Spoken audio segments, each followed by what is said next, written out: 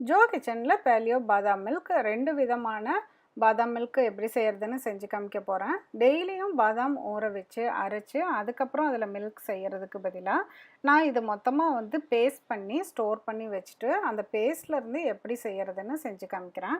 First பேஸ்ட்டுக்கு ஒரு 50 gram almonds எடுத்துகிட்டு இதை வந்து ஓவர் நைட்டு ஊற வச்சு மார்னிங் வந்து இந்த ஸ்கின்னை எடுத்துக்கலாம்.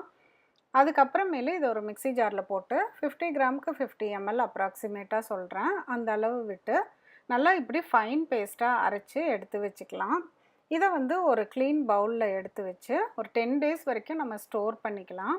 அதில் இருந்து நம்ம மில்க் வந்து ரெடி பண்ணிக்கலாம். இதுக்கு அப்ராக்சிமேட்டாக 4 டேபிள் ஸ்பூன் பாதாம் பேஸ்ட் வந்துச்சு. இப்போ நம்ம மசாலா பாதாம் மில்க் அதுக்கு வந்து 200 ml வாட்டர் வந்து ஒரு பவுலில் எடுத்துக்கிட்டு ஒரு சாஸ்பேனில் எடுத்திருக்கேன்.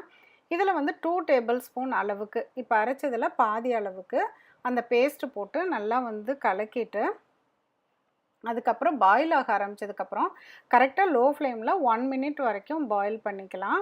நல்லா வந்து கலக்கி விட்டே இருங்க, பார்த்தாலே தெரியும் நல்லா திக்காக இருக்குது.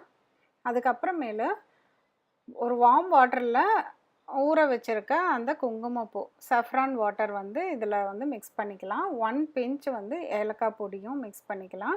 ஜாதிக்காய் பொடியும் கூட வேணும்னா மிக்ஸ் பண்ணிக்கலாம். இது லைட்டாக வந்து கொதி வந்ததுக்கப்புறம் நிறுத்திடலாம். ரொம்ப டேஸ்டியான மசாலா பாதாம் மில்க் ரெடி ஆயிடுச்சு. அடுத்தது வெனிலா ஃப்ளேவர்டு ஆல்மண்ட் மில்க். இது ரொம்ப சிம்பிள் தான்.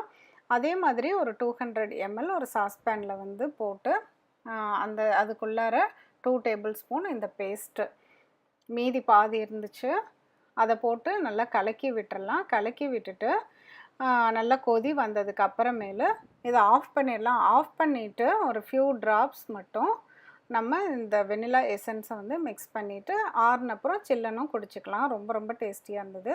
செஞ்சு பார்த்துட்டு உங்கள் ஃபீட்பேக்கு கமெண்ட் பாக்ஸில் சொல்லுங்கள். மேலும் ஒரு புதிய ரெசிபியோடு சீக்கிரம் உங்களை மீட் பண்ணுறேன். தேங்க்யூ.